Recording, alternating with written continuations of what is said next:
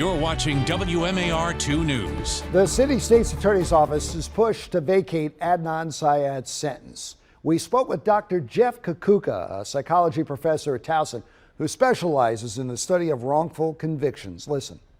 Since 1989, there have been about 3,200 cases of wrongful conviction in the United States, and those are just the cases that we know about. So if that turns out to be the case here, this would be, another one on the pile.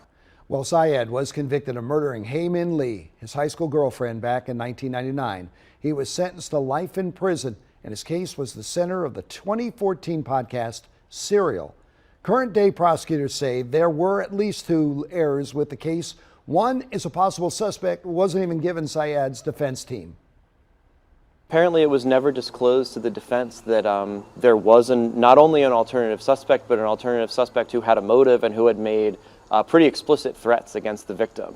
The defense has every right to know about that, and it turns out for 20 years they did not. Prosecutors also say cell phone data used to pinpoint Syed's location was unreliable and should not have been used against him. Kukuka adds he's not surprised by the request to vacate Syed's sentence, calling everything that happened during the case a, quote, perfect storm for a wrongful conviction.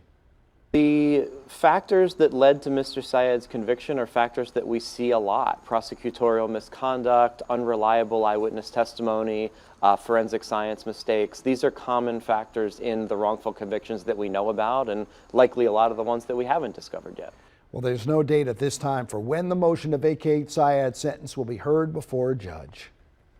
And now from WMAR 2 News, Maryland's most accurate forecast. I think you'll need the jackets as you head out of the door in the morning. As temperature going to be in the upper 50s, low 60s, but we're going to see the numbers climb a little bit, and we're going to get into the lower 80s as we push into the afternoon. The good news, high pressure going to continue our sunshine train into your Friday as daytime highs top out in the upper 70s, low 80s across most of the state. And as we head into the weekend, the numbers do warm a little bit, but Saturday is still very nice. A little bit warmer on Sunday and then hitting 90 degrees by Monday. Slight chance of showers overnight into Tuesday. All right, click with us online at WMAR2news.com all day for updates on top stories and breaking news.